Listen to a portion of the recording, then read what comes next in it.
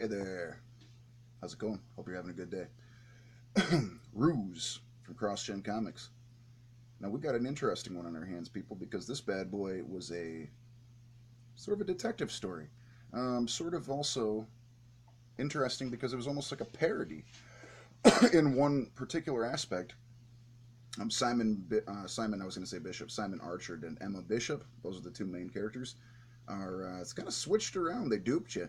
The main character is actually Emma Bishop, and they always make you think it's the Sherlock Holmes-esque character. The whole beginning of the story is written by Mark Waid. The Pretty much the entirety of the story is drawn by Butch Guice. They had a dude named Beatty come in and write the second half. It had some fill-in issues, I believe, by Steve Epting. Good stuff, by the way, just to give him a little heads up. But not to at all take away from Jackson Bush Geist, another fantastic artist. I really enjoyed his Ninjak work recently. Very good to see him still doing some awesome stuff.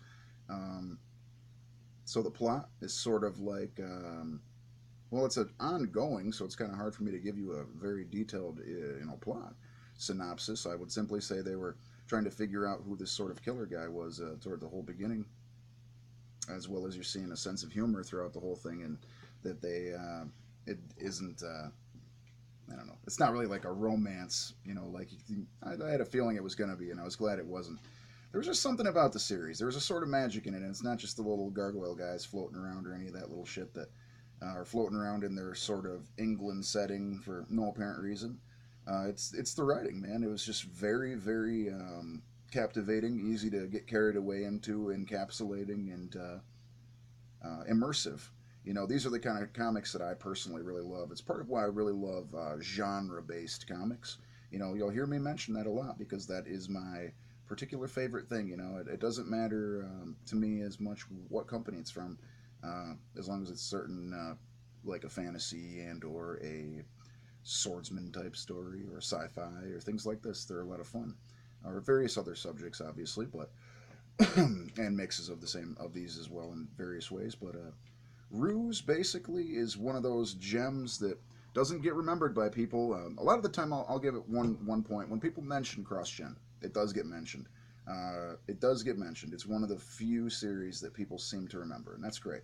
I'm really glad about that. But CrossGen in general has been forgotten, and so I got to make this series of videos, man. I've got to do this. This is very, very important to me. It's integral, in my opinion, because I'm just hoping that it'll tickle the fancy of the people who have heard of it, and maybe a few people might hear of it from these things and get enough interest and have seen the books sitting around at their comic shop and go pick them up and find out that this is one hell of a good company. So do yourself a favor, check out Ruse and anything pretty much from CrossGen. Enjoy yourself a good day, and note that this is before Mark Waid's current bonkers little outbursts or whatever. Everybody has been sort of getting a backlash from the guy. He's been, I don't know what's going on with all that. I don't give a shit. I don't pay attention. I'm not a big old Twitter buff, so it's unfortunate that people are tripping. I'm a positive type. I don't really like that bullshit.